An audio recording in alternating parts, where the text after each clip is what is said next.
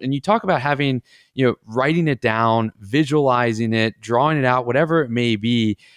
What led you to say that this is the way that financial, because, a lot of people say, I'm just going to go do an e-money plan or a Money Guide Pro plan, and I'm just going to have all this like cash flow analysis. But you're saying, write it out, draw it out, visualize it, envision it. What led you to come to this realization that this is the way that we go about financial planning that's effective and impactful?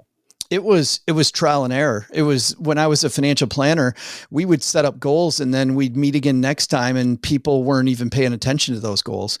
Like, it's the same thing with New Year's resolutions, right? We set these New Year's resolutions and I bet 2 people listening are still working on their New Year's resolutions. Everybody's already forgotten them that's listening to you and I right now.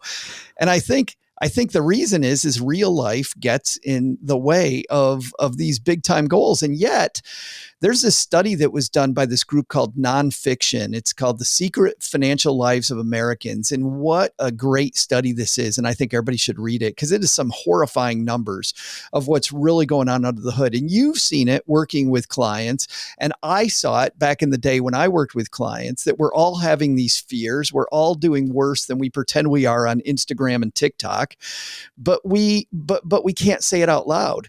And one of the big statistics that hit me hard was this stat that over 150 million Americans say they cry about their money. Over 150 million. That's a huge number. And you'd think, by the way, that's people living paycheck to paycheck, Matt. And certainly the percentages are higher, people living paycheck to paycheck. But listen to this. Of people making more than $250,000 a year, nearly half of those people say they're crying about their money. And for those people, it's not paycheck to paycheck. You know what I think it is? I think it's that their values are going one way. These goals that we would talk about are going one way, and their money's going in a completely different direction, right? There's this big disconnect. So what I wanted to do, and I got this idea from vision boards, and I've seen how much vision boards have worked from people. And talking to, I had a couple clients, I was very lucky, that were in neuroscience, that were, one was a professor at the local university and one was a doctor. And we would talk about the fact that, in fact, I remember one conversation where a guy was telling me that when we're born, we immediately, if we're sighted, we immediately see things, right? So the vast majority of people see things, right? We have to learn language. So if we write down our goals, if we use words to write down our goals, that's one thing.